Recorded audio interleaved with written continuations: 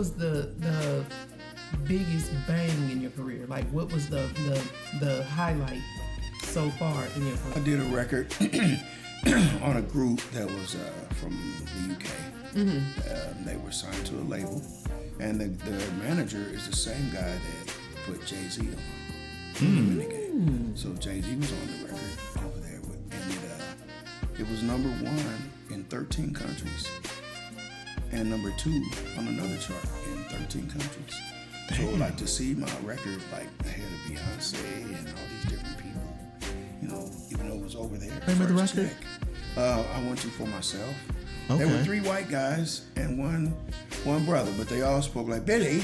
You know, they all spoke like that. Even the brother, you know what I mean? That record, you know, mind you, they didn't write anything. Mm-hmm. Me and a guy from Orlando named Dakari St. Amy, he wrote the record to one of my beats.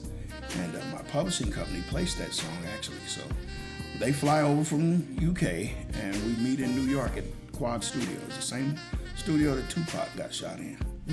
So we were there, we did the record. They paid me $20,000 up front for a producer fee. And